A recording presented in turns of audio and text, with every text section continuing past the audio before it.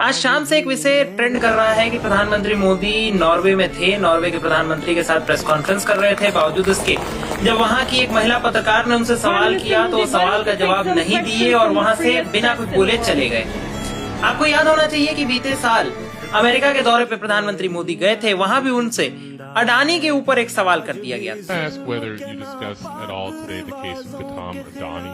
कहीं न कहीं ये घटना अपने आप में दर्शाती है कि किस तरह प्रधानमंत्री मोदी मीडिया को हैंडल करने में अब धीरे धीरे पूरी तरह से नाकाम होते चले जा रहे हैं और विदेशों में विशेष तौर पे भारत का ये अपमान है।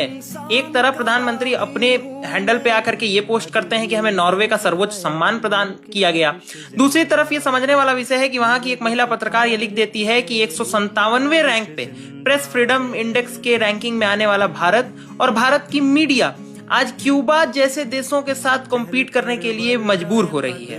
भारत की मीडिया बिकी हुई है, इस तरह के आरोप तो पहले भी लगते रहे हैं। आप याद करिए कि भारत की मीडिया ने आखिरी बार कड़े और बड़े प्रश्न कब खड़े किए थे। बीते दिनों भारत के chief justice of India Suryakant ji का एक सुप्रीम कोर्ट की बहस के दौरान एक कथन वायरल हुआ जिसमें उन्होंने इस देश के यूथ्स को, अनएम्प्लॉयड यूथ्स को कॉकरोच जैसी संज्ञा दे दी थी। बाद में उन्होंने माफी मांगी, क्लैरिफिकेशन दिया और कहा कि मुझे मिसकोट किया गया। लेकिन ये घटना उसके बाद इसलिए घट पाई क्योंकि सोशल मीडिया ने अपनी ताकत दिखाई। यहाँ पे लोग उनका बहुत कड़ा विरोध करने लगे और उसके बाद अंततः उनको अपने बयान को वापस लेना पड़ा, उसके ऊपर झुकना पड़ा।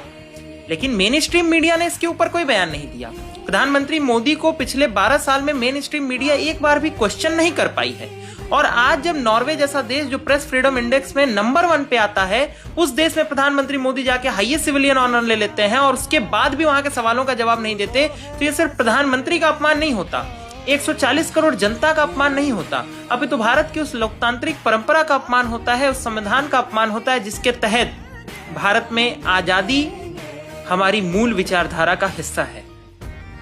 ये बहुत बड़ा प्रश्न है, प्रधानमंत्री के ऊपर नहीं, इस देश के ऊपर। ये सोचना अब आपको पड़ेगा कि क्या इसके बाद भी सवाल करना एंटी नेशनल होना है? क्या इस बात के ऊपर बहस और चर्चा नहीं होनी चाहिए? क्या ये प्रधानमंत्री का इनकॉम्पिटेंट होना नहीं है? और अपने आप में मैंने पहली बार देखा है कि कोई प्रधानमंत्री टेलीप्रॉम्प्टर लेकर के प्रेस कॉन्फ्रेंस करने के लिए खड़ा हो जाए। ये स्थिति बना दी गई है।